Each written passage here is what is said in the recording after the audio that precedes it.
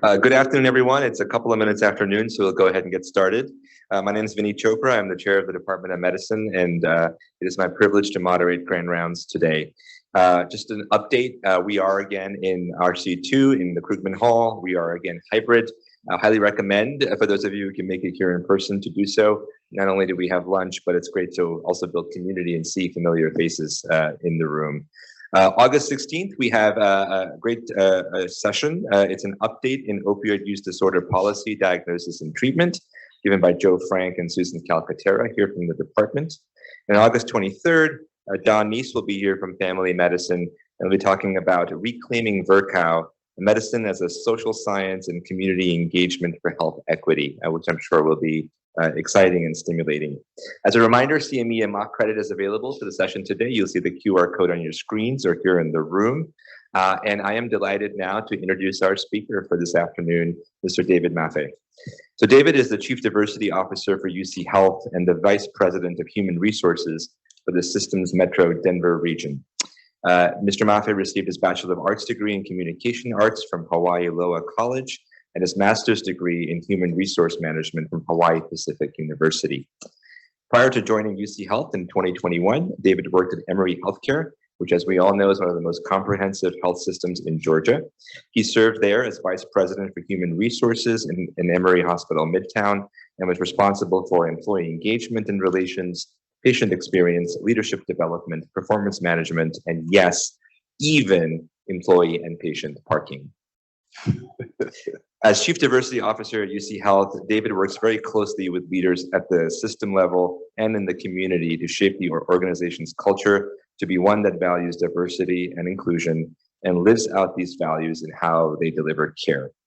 In his role as Vice President of Human Resources, he provides strategic human resource advice to the executive team and oversees all of the human resource operations in the Metro Denver region, which includes our hospital here, but also Highlands Ranch, Longs Peak, Broomfield, and several clinic locations. I'll say personally, I know David now for almost a year and a half. I know him to be committed to diminishing inequities for patients, for employees, and for providers. He has worked with his team to advance diversity, equity, and inclusion while really driving a cultural transformation here at UC Health. It's a pleasure to have him here today. David, thank you, and I'll turn it over to you. Awesome, thank you.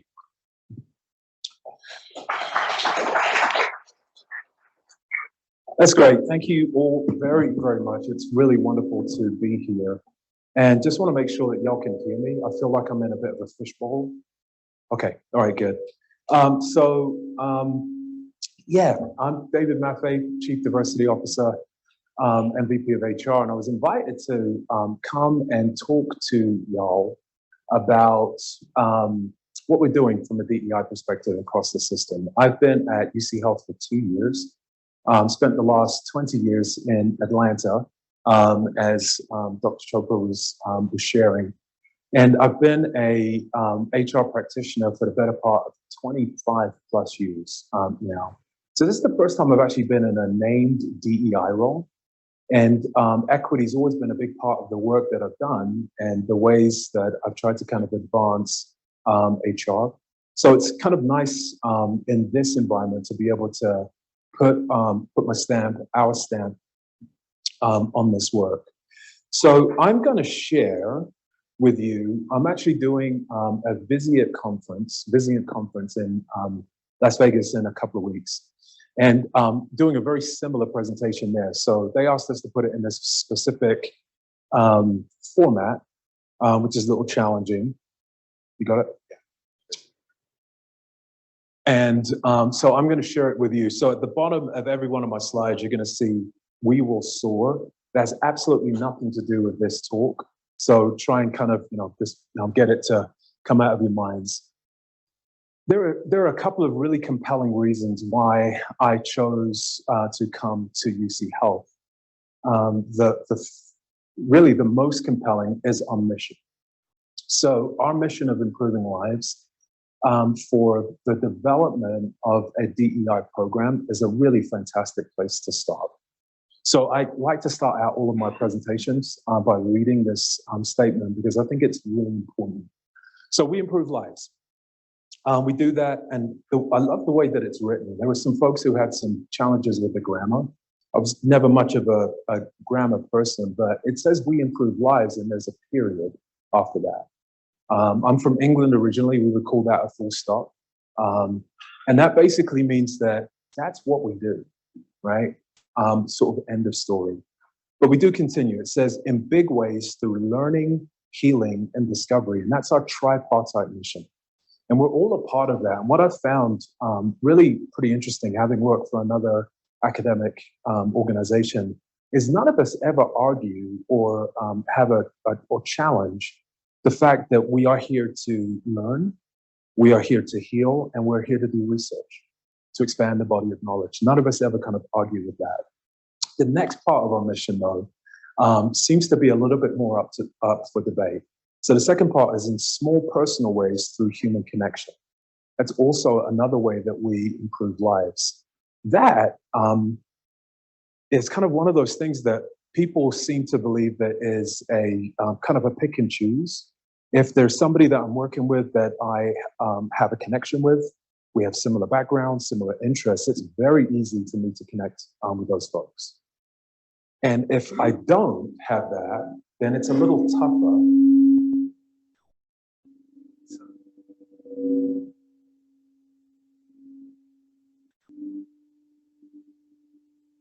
Thank you.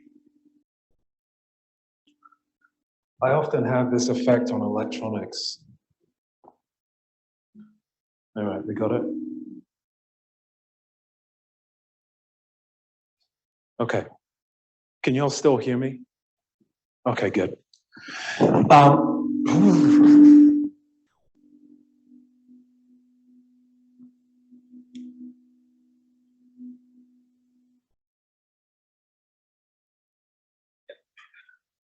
Anyways. All right. Okay, can y'all hear me now? I'm vertically enhanced, so I'm gonna lean forward and try and use this mic as much as possible. But yeah, so what I was saying was that we never question the first part of that mission. We do, though, through our actions, kind of question the second part. There are some people that we connect with more easily, and there's some folks that we never even actually try to make those connections. Our mission doesn't say connect in human ways, in small ways through human connection to improve lives when it's comfortable. It says that we do that every single time. And that's a big part of kind of the mission of our DEI program, is to bring that to life. And then in all ways, we improve lives. I'm gonna keep going here. So when I first got here, there were a number of kind of meet and greets that we had. So I went to several different hospitals, and this is in the middle of 2021. So a lot of dialogue after George Floyd's murder around DEI, a lot of organizations that made a lot of promises during that time. So it was really kind of on everyone's mind. And I was at a meeting and meeting a group of employees, and I wasn't sure that I was supposed to present. They were kind of expecting a presentation. And I showed up just to kind of talk to a bunch of folks, and they were sitting in a room, and they kind of shoved me at the front of the room and said, yeah, talk. But I was talking to this group of employees, and one of them had a question, and it was, I think it was a great question. He said, and it was really courageous. He was like, what is DEI? You know, and you could kind of feel this collective gasp in the room. So I kind of took the opportunity just to explain the difference between diversity, between equity and inclusion. But it continues to be something that's mysterious for a lot of folks. We often throw the three letters together. What's even more mysterious is that we add letters like belonging, DEIB. You may have heard that as well. So here's kind of the standard definition of diversity. It's the presence of different types of people from a wide range of identities. Equity aims to identify and eliminate barriers that prevent the full participation of some groups. And then inclusion means that everyone feels a part of their team and the larger organization, no matter what their identity. And inclusion is diversity in action. Those are all really good definitions. The definition that we are using currently is kind of a working definition. And I think that it's a little bit more emblematic and should be able to kind of support better understanding. The first part is diversity is a fact. There are some folks, when we talk about diversity, equity, and inclusion, whose brains just kind of switch off, wait for the conversation to be over, and then they re-engage their brains. Or they kind of believe that it doesn't impact them, or it's going to impact them in a very specific way. The idea behind diversity is that no matter if you're in a room, I come from a family of 7 kids, and we couldn't be more different. I have a brother who is 5'7". I am 6'7". Those are big differences. Unfortunately for him, he's my older brother. He used to beat me around when I was little. He does not do that anymore, which is nice. But even when you're surrounded by people that you know, there are going to be differences. It is just something that we have to realize, that we have to grapple with. Right? Diversity is a fact. Second part of that is equity. So when we think about equity, it does not happen on its own. Just think about any sort of scenario. Think about, for instance, that we're at an academic institution where people come to go to school. Not everybody gets the opportunity to do that. A lot of people would like to. Not everybody gets to do that. Equity just doesn't happen on its own. It takes work. So whenever we're kind of thinking about diversity, equity, and inclusion programming, the equity part is kind of where we have to kind of put our shoulders to the plow, right? That's where the work kind of happens. And then finally, inclusion is a choice. So think about our mission for a second. It is a choice that we've actually, as an organization, have made for each of the folks, whether you're a learner, whether you're a researcher, or somebody who provides care. We've made that choice as an organization that we are going to be inclusive, right? So diversity is a fact, equity takes work, and inclusion is a choice. Anyone got any questions with those 3 elements? And we can take some questions at the end as well. All right, I'm going to press on. We'll keep going. So our DEI program at UC Health is founded on 2 primary principles. The first one, and they're all based on our mission. The first one is we want to close the gap between what we say about ourselves and the lived experience of patients, staff, and the communities that we serve. How many of y'all are familiar with Liz Concordia? Right, so Liz is the CEO of the health system. When I interviewed for this job, my first question was why? Why a chief diversity officer? And she told me a story, and this is in 21. So she told me this story. She said that when George Floyd died, there was a lot of pressure put on her to put out a statement that Black Lives Matter. And she said that she would not do it. So at that point, I'm thinking that this is probably going to be the shortest interview in American history, right? So I did ask another why question. I said, well, why not? And she said, because I didn't believe that that was the lived experience of our patients, of our staff, our providers, and our community, which I thought was pretty evolved and pretty courageous. So the next question I asked her was, well, what did you do? And she said, I spent the next 2 or 3 months listening to staff. And if any of you were around at that time, Liz, during COVID, spent some time listening to about 4,200 staff members, folks with different backgrounds, who had different professions, who kind of had different roles. And what she told me was that many of the stories she kind of expected, but some of the stories really broke her heart. She later made the statement, but really more importantly, she doubled down on the commitment to having an environment that really matches what we say about ourselves. All right. So the first pillar for us is lived experience. We want to make sure that the lived experience, some people get to experience us at our best. And some people don't, whether those are patients, staff members, faculty, kind of whomever. We want to kind of close that gap on the lived experience.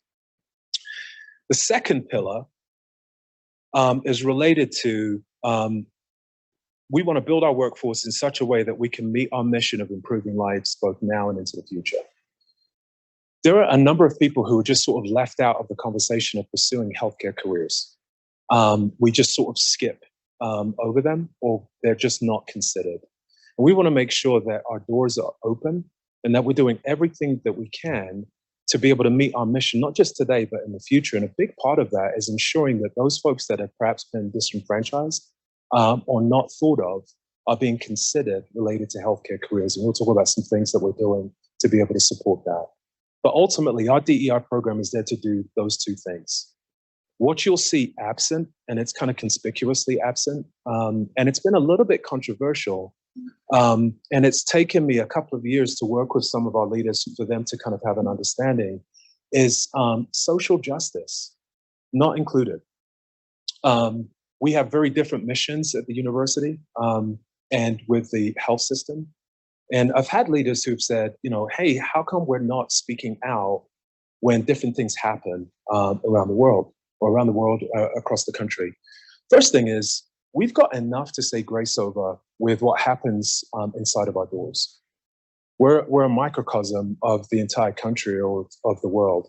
We've got a ton of work to do internally without speaking out on those other elements. And that doesn't fit our paradigm. We're here to take care of patients. The best ways that we do that are by improving the lives of our teams, of this community, the folks that walk through our doors, and making sure that we've got a really good, diverse workforce going forward.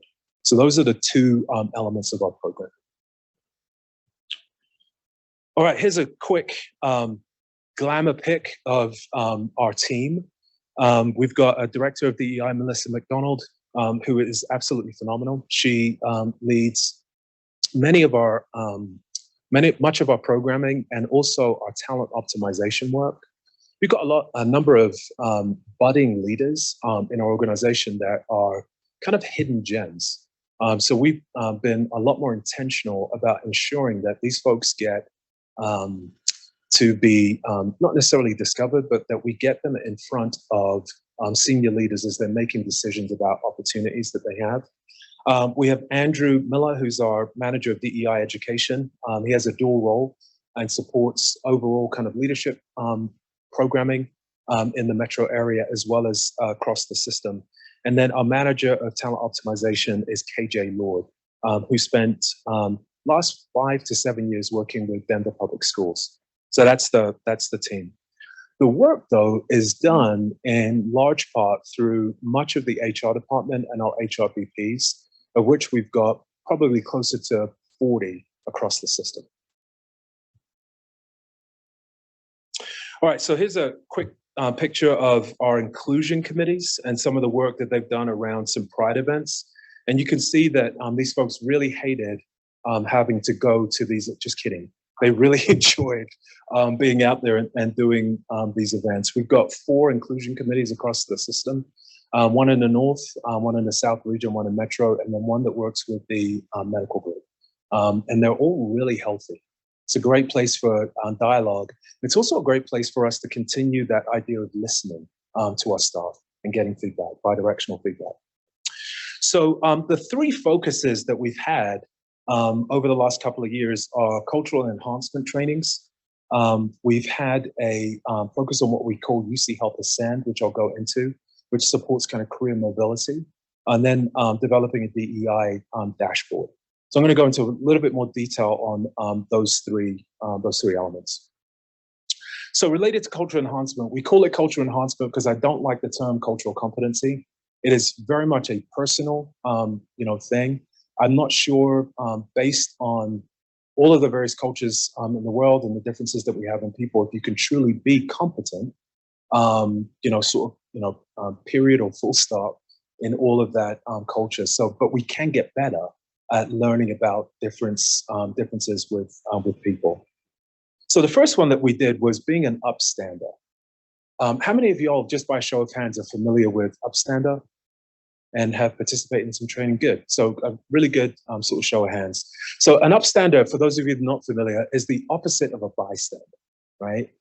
So upstanders are folks when they see something, something happens, and it typically happens when you're not expecting it. We found that patients, staff members, members of the general public will do and say things that are really, really rude. They do and say things that are really sort of challenging, incivil, all of those types of things. And typically what we find is that they will find the person who is different in a group, and they'll focus on that person, whether it's a guy, a male in a group of females, if it's a female provider in a group of males, if it's somebody who's BIPOC, a person of color. Typically, we found that people will go after those folks. And what I heard when I first got here was from our staff members, when that happens, we don't know what to do. It's embarrassing. We just kind of want the ground to swallow us all up and hope that it just that it ends. What we found is that we need to actually kind of be really explicit about what we expect as an organization from each of our folks, but more importantly, what you can expect from the folks that you walk into a room with. And we've been really excited about the feedback to our upstander training. We wanted to get 100% of leaders to participate. We got 100%. We had an of senior leaders, an expectation of 95% participation by leaders at the supervisor level and up. And this was the biggies. We wanted to get at least 80% of our staff to participate in the training because that's when you're able to really start to begin to change a culture. We actually got 92%. My math is really bad, but that's about on 30,000 employees. That's 27,000 of our employees who participated in this training. What was really remarkable about it is we made a decision to not make it mandatory, to ensure that our leaders kind of went first and that they understood the importance of this and that they passed that on. And that's exactly what happened. So we got 27,000 of our employees who participated in this training. And now this is now a common language for us. It's part of our lexicon on how we take care of each other, how we maintain an environment of mutual respect, and how we maintain safety for one another. So we're really excited about that. Here's some more information about the environment of safety and mutual respect. One of the big questions we had when we started this was, well, will I be supported by policy on this? So we have a policy that supports people's actions in furthering that idea of having an environment of mutual respect. And we actually invite our patients and family members to participate from that perspective. All right, UC Help Ascend. So this actually might be a little less well known. How many of you are familiar with this term, UC Help Ascend? No? Okay. So UC Help Ascend is our opportunity to provide debt-free education to all of our staff. So you may be familiar with organizations that provide tuition reimbursement. I've done this for about 25 years, and almost every organization I've worked with has had some sort of tuition reimbursement. Tuition reimbursement is fantastic. If you get the opportunity to participate in that, you should definitely do it. Challenge is, if I work in food and nutrition or if I'm an EVS worker, I may not have the money to pay for my tuition up front and wait to get reimbursed. So one of the things that we've done with UC Health Ascend is we've taken it a step further. So we still have tuition reimbursement for those that can afford it, but we also have tuition assistance. So where we pay first dollar. For some programs, it's up to $52.50. For some programs, it's up to 100%. And I'll talk a little bit more about that. But wanted to kind of share just a couple of testimonials. So I actually didn't realize we work with a vendor called Guild. And they initially were like, yeah, get your employees to send us pictures and I'm like, they're not going to do it.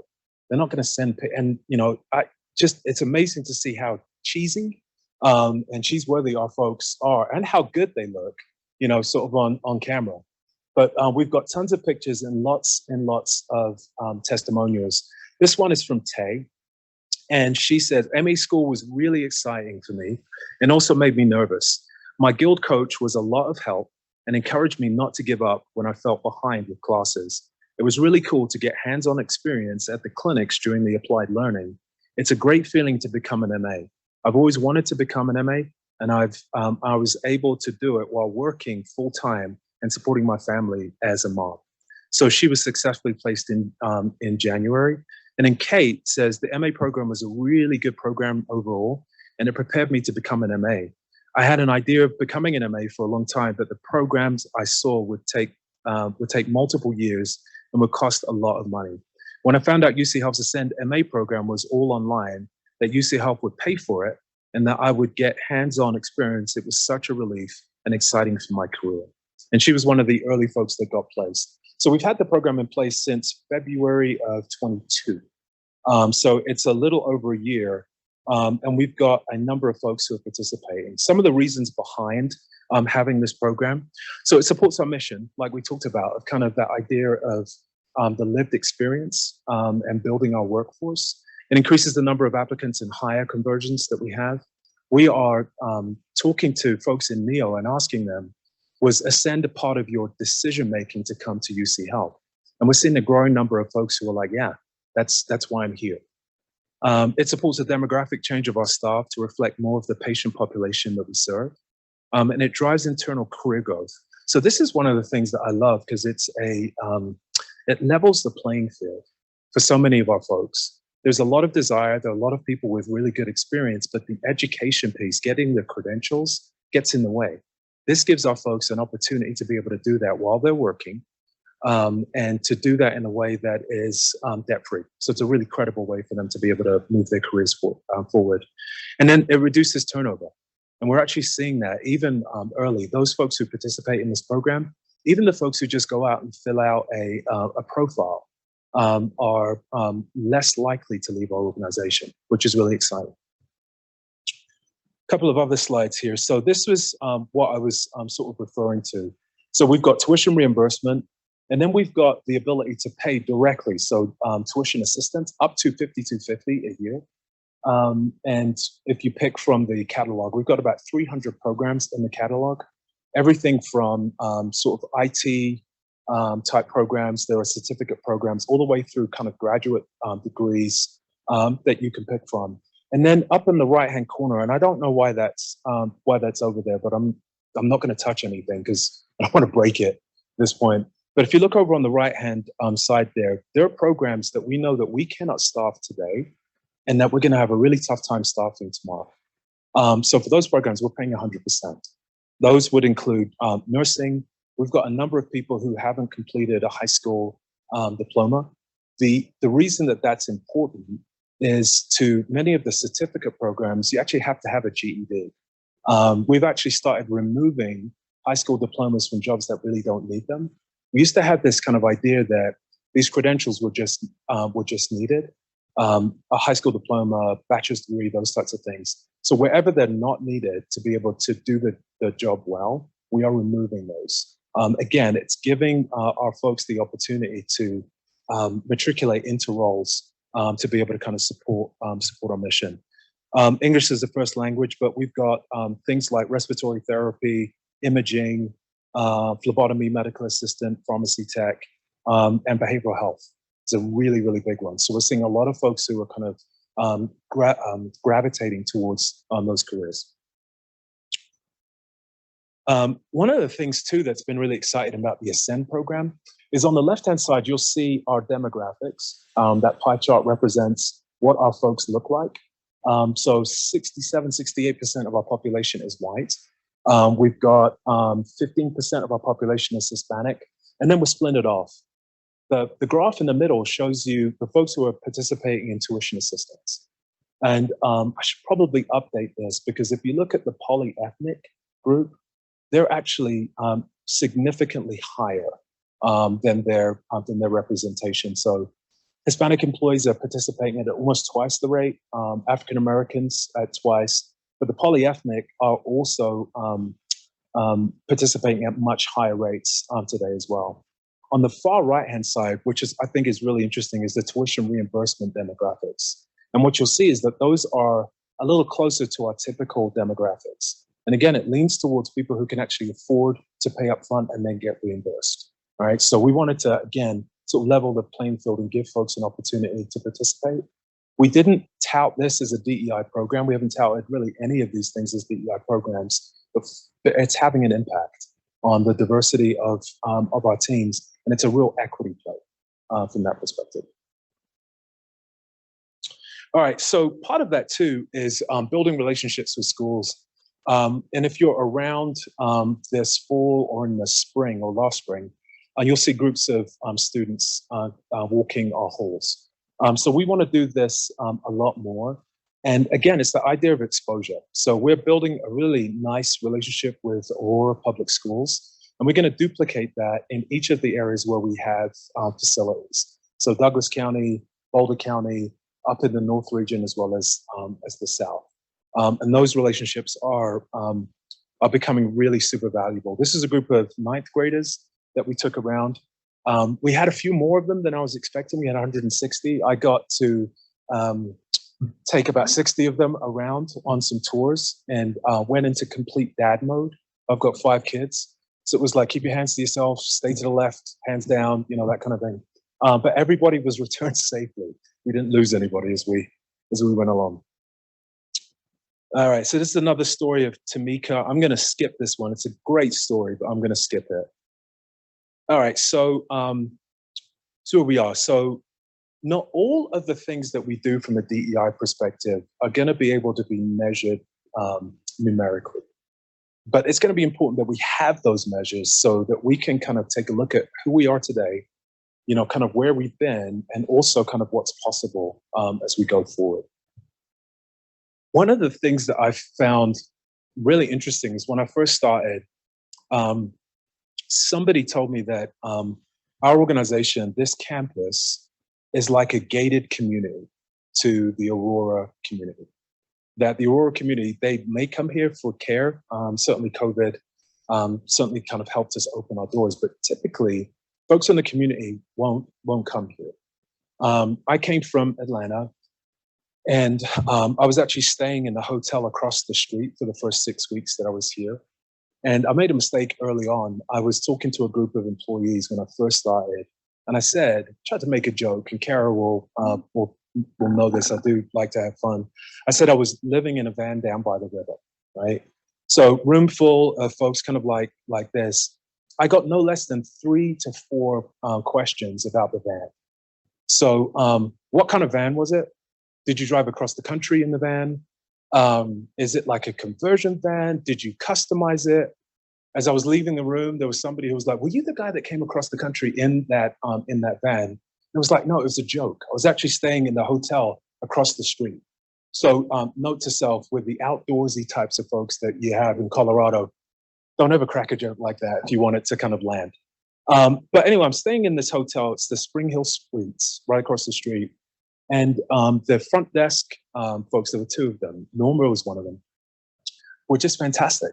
So they're the first people that I met as I pulled in from Georgia.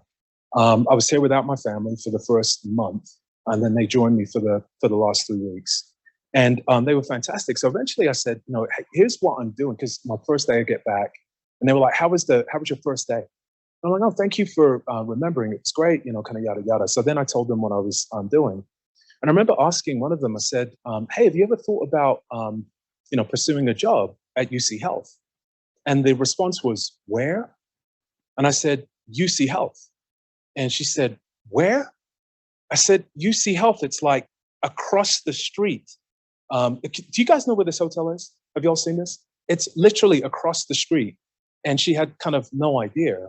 And then I literally took her to the door. I'm like, you know, that place over there. She's like, oh, and said, you know, well, why would UC Health be interested in me? I don't have a bachelor's degree, and I don't have a GED. And I said, yeah, but you're great with people. You're bilingual, and you show up to work every day. We would love to talk to you about careers at our organization. And it was emblematic of a couple. So Norma is her name. She actually joined us. She's working in our ophthalmology clinic and is pursuing her GED right now, which is really exciting. But it was emblematic of the relationship that we have with our community, right? Which is something that we have to work on. Here are the demographics for this area. So Colorado is not nearly as diverse, or Denver is not nearly as diverse as downtown Atlanta, where I came from. But this area really is. So if you look at our demographics, you've got our health system on the left, the state demographics. We use the term BIPOC, so I just want to make sure that I'm level setting. BIPOC means Black, Indigenous, people of color. It's just, it's taken to mean anyone who's non-white, right? Non-majority. So when you look at UCH, which is our facility, I always thought that our hospital would be more diverse just because of where we're located. But when you look at Adams and Arapahoe County, which is where we are, you'll notice that we've got lots of opportunity to kind of increase our diversity here, and even with Denver County. And again, measuring that is going to be important as we kind of go forward. So Peter Drucker said, if you can't measure it, you can't change it. So we've taken this rubric of we want to be able to kind of take a look at who we are, right? That's sort of the question that we are trying to answer. And as we do that, we're asking ourselves three specific questions. The first one is, who are we hiring? Which is important because it's going to tell us who are the folks that we say yes to on a really consistent basis. And our data journey has been a little bit challenged. We actually had better data in 21 and 22. And then we did this mysterious thing of converting everything to the cloud. And it must have been a really kind of dark and stormy night because we've lost most of that data during that conversion. We're actually getting it back, which is really exciting. So I think I've been promised by the end of this first quarter, we should be able to kind of take a look back at where we are. But it's really kind of interesting when you start to show folks, here are the folks that we say yes to. And the first question that folks will say is, well, how many diverse candidates have we had? What do you think our diverse candidate pool is, just from a percentage perspective at a facility like UCH? 10%? That's a good, really good guess. Anybody else? Yeah, it's 40%. 40% of our applicants, actually that's 40% of our applicants at UC Health are diverse, but we don't hire that many.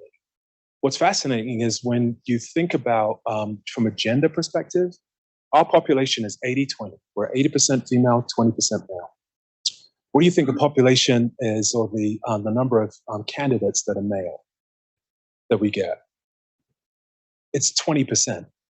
20% of our candidates are male, 80% of our candidates are female. That makes all the sense in the world. But when it comes to diversity, we're skewed from that perspective. And that's not because we have bad people. That's not because we have folks with bad intent. We may have some folks who don't know what they don't know. We may have some candidates that are considered not to be such great fits because they don't look or sound like some of the folks that we have in our groups, which is a paradigm that we're working on with our leaders. And the reasons kind of go on from there. But I found something that's really interesting is when you start to show people data, their behavior changes. When you start to have conversations with folks, their choices change. So the first question that we're going to be looking at, the first area that we look at is, who are we hiring? The other is, who are we moving? So with an organization our size, we have lots of great opportunities. We were really fortunate last year. I think our number was at the manager and above level, 80% of the hires that we made were internal, which is really fantastic. We actually don't want it to be too much more than that because we need an influx of new ideas into our health system. So we are moving lots of people, but the numbers of folks that come from BIPOC backgrounds is really pretty small. And again, it's not because we've got bad people, but the visibility of folks who want to kind of grow their careers can be a little challenge. So we're doing work on that from an optimization and career pathing perspective to kind of raise the visibility of folks that have been with us for a while, really demonstrated their worth, but you wouldn't necessarily know about them unless you asked, right? So who are we moving? We want to be able to track that. And then finally, one of the things that's going to really support this journey is, who's our leaders? What does our leadership team look like? And we believe that if we continue to look at these three questions, it's going to change that initial thing of who are we, and be able to kind of tell a story about our journey. Now, we've not introduced any specific plans to support this. We've got a 40% of our candidate pool that is diverse. We've got lots of work to do from that perspective. So we're going to start kind of increasing the numbers of diverse folks that are coming through, but we're doing that from a grassroots perspective, using the Ascend program to kind of grow folks internally and to attract people to our organization, and then working to remove barriers. We could get busloads of diverse people. If we don't know what we don't know, we're going to make very, very similar decisions. So we just want to make sure that we're preparing our organizations, each one of our hospitals and our clinics, for more and more diverse people in ever increasing levels of responsibility. Let's see. Here's this is an eye test, actually. See if you can read any of the lines on here. But here's just a quick view of some of some of our data. All right, so we are also pursuing some DEI certifications. The big one that we are about to pursue is the HEI certification, the Healthcare Equality Index. I've had some experience working with this one at Emory. We pursued it for one of our facilities. They have just transitioned from being a individual location-based certification to going back to being a certification for a health system. So we have done a lot of work to get Highlands Ranch Hospital up for certification, and they just switched it. What's great is the work that we've done at Highlands Ranch has been system-wide, changes in Epic, changes to policy, those types of things. So we have some training to do for our senior leaders, and then we're going to sit for certification, and hopefully we get to be recognized sometime in October this year. So we're really excited about that. We've pursued age-friendly certifications, which I'm becoming increasingly grateful for, and then the Disability Equality Index and military-friendly. Not all of the work that we're going to be able to do is going to be recognized through certifications, but it is a good thing externally for folks coming to seek services, knowing that these things are important to us and for employees as well. All right, so where are we going? This is kind of an involved slide. I'm going to let it cook for a second. We're going to want to continue our journey with cultural enhancement training. So the one that we're pursuing right now is unconscious bias training. Folks were like, why didn't you call it implicit bias? And I was like, not everybody understands the word implicit. Most folks understand the term unconscious. We want to be as accessible as possible. We're looking at inclusive leadership training for all of our leaders, because our leaders set the tone for how people experience our brand, how employees experience our brand. Supplier diversity, capturing our spend with tier 1 and tier 2 suppliers. And then we talked a little bit about career mobility. We are just dipping our toes into that kind of whole idea. What we want to be able to do eventually is be able to kind of work with our folks and show them a jungle gym of opportunities. A lot of organizations, and we are one of them, have career ladders where you go from thing to thing to thing within a really defined area, department, division. We want to be able to provide the lattice for pursuing careers. Everything we've learned about Gen Z in particular, but also millennials, is frankly, Gen Xers were like this as well, but you might have 3 to 4 or 5 distinct careers, very different careers during your lifetime. And at an organization like ours, with our complexity and all the things that we do in our geographical reach, we can do that under one roof here. So we want to make sure that folks are aware of all of the opportunities. Again, it's that visibility for folks to kind of understand what's possible from a career mobility. And then this year, I'm going to spend some time. I listened when I first got here. It's time to kind of go out. We've had some programming. We've had some successes. To go out and spend time with groups of employees, just talking about how they're experiencing our organization and what's happening out there, so that we can do kind of a gap analysis for the next several years of our programming. So just a couple of lessons learned. Big one is connect DEI initiatives to organizational objectives. DEI, I think DEI, Chief Diversity and Inclusion Officers, was the fastest growing C-suite position. It's also the fastest position to turn over. I've actually just beat the benchmark. 18 months is the average tenure of a CDO. You don't have to applaud, but thank you anyway. And I think part of that is that we look at DEI as being its own separate thing, spinning in its own orbit. And obviously there was a lot of emotion and a lot of energy around kind of developing places that were more equitable. And that's really commendable, but it doesn't spin in its own orbit. You have to tie it to organizational activities. In fact, one of the nicest things anyone has ever said to me was actually meant as a criticism. One of our VPs indicated to one of my leaders that she wasn't aware of anything we were doing from a DEI perspective, and nor was her staff. So my leader started kind of talking about some of the programming that I've gone over with you. And the leader was like, yeah, we've all heard of those things. I know what the Ascend program is. I encourage all of my folks to participate in that. Yeah, we've all done upstander training. And then she was like, oh, right. So then there was kind of the connection from that perspective. So we're getting there, tie it. So get leaders to go first. With all of the cultural enhancement trainings, we've gotten our senior leaders to go first. I sit as part of SEG, so I'm a direct report to Liz Concordia and sit on the team with her other direct reports. And we wanted that team to go first with anything we've done. We start with our SEG team. We start with our SMGs, which is senior management groups at each of our facilities. We get them to go first, and then we move to our staff. We don't go the other way. Share the vision so that metrics have meaning, right? We haven't been able to share the metrics like I would like, but we have been talking about it. And that is beginning to change behavior. I had this great conversation with one of our chief medical officers down south. We have a senior leadership opportunity available currently. And we were just signing off. He and I get together on a quarterly basis just to talk about how things are going. And he said, you know, we've got this senior position open at our facility, and I haven't seen a single diverse candidate.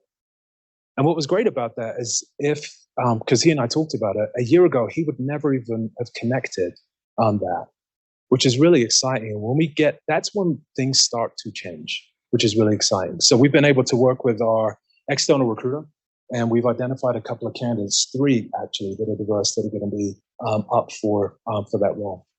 Remove barriers and create opportunities for talent mobility. That is going to be all of our work, kind of removing those credential-based minimums, putting them in where they're important, but removing them when they're not. And then remembering that, you know, we can't go it alone. The EI does not live out there on its own. Getting feedback from other organizations, getting feedback from staff on a regular basis is really, really important. I think that's it. Because this is just again, this was for another audience, so I apologize. Yeah. So what questions might I be able to answer for you if we have time?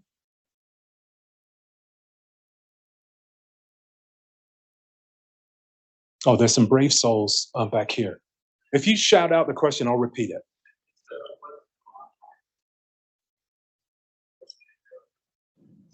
So the question was, is UCH looking at neurodiversity? We are. We've got a couple of examples, that Disability Equality Index that we have pursued for the last couple of years. This is year 2. We have what we call Project Search. So we have a number of folks with intellectual disability that come to work with us in really meaningful ways and meaningful roles. We want to be able to expand that. We're also finding that folks with autism and some other things like that are really good with math-related jobs. And we do an excellent job of weeding them out in the interview process, right? Not everyone is great about making eye contact. In fact, it can be really difficult for folks. And if we rely on some of the things that we've relied on in the past, we're going to miss out on that. But neurodiversity, the way that our teams think, is really important. All of the data suggests that the more diverse your teams, it may take a little longer to get to yes, but that yes you get to is going to get you a lot further than homogeneous teams. So yes, we are looking at that. Other questions? In green, yeah. Yes. The slide about the age generations went too quickly, so I couldn't see that. But it made me think about the Ascend program, and I wondered if older adults are included in the Ascend training opportunities. Yeah, they are. Fantastic. Yeah, so we're seeing a lot of diversity. So there's actually, and I didn't share it. I'm going to do that now, actually.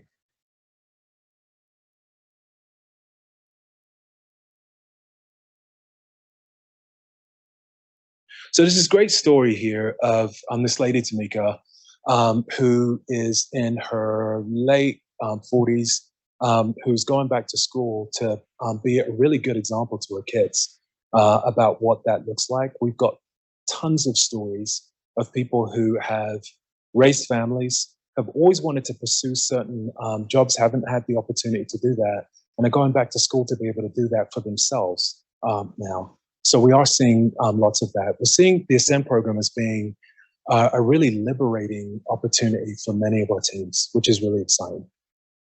It's a great question. Thank you. David, I have a question. You talked a lot about data helping drive change, which I think we all can relate to. I love who are we hiring? Who are we in general? What do we say yes to? Yep. My question for you on the data is, what are your targets? When do you define success using those metrics? It's such a great question, right? And the answer is, I don't know. Which, for some folks, it's like, well, what do you mean you don't know? I really don't know. I don't know what's possible just yet, but I do know that if we look at this, if we let people know that these are metrics that are going to be important, that end zone is going to become increasingly apparent. One of the things that we got from Sullivan Cotter's a big sort of leadership consulting company was that a lot of organizations last year pushed forward trying to kind of create targets, and they failed miserably. And it created, not only did they fail, it created all of this weird behavior and kind of mixing of incentives. People were hiring people for a lot of the wrong reasons, just to be able to kind of meet certain metrics. We want to do this organically. We want to do this in conjunction with who we are as an organization. So we're going to watch it. And we may be watching the numbers for a couple of years before we start to kind of meet some of those great sort of metrics. It's a great question, though. Thank you. Other questions for Mr. Mafe? Great talk. Thank you so much. I'm one of the leaders in the residency program, and I realize that our process for admissions is very different than employment law. Yeah. But I was wondering if you're worried about the recent Supreme Court decision and if that will impact your ability to hire moving forward, or do you anticipate any changes to practice based on that decision, acknowledging there's a difference between admissions and employment law? Yeah. So the Supreme Court ruling you're talking about was about removing affirmative action from admissions criteria to schools. Yeah, it's like it's almost like every time we take a step forward, it's like we take a couple steps back, right? So it was really disappointing. Doesn't change how we do business at UC Health at all. And it doesn't change how we're going to encourage our teams to be able to move forward. It does mean that we may need to work a little harder. And we're certainly committed to doing that. But no changes from us. Just a lot of disappointment, really. Any last questions? We're almost at time. Any at all? How tall are you? Anything online? Well, David, thank you. This has been wonderful. Really appreciate you sharing your wisdom and thoughts, and fantastic to see all the changes in the organization. It's inspiring. So well done. Thank you very much. All right. Thank you so much.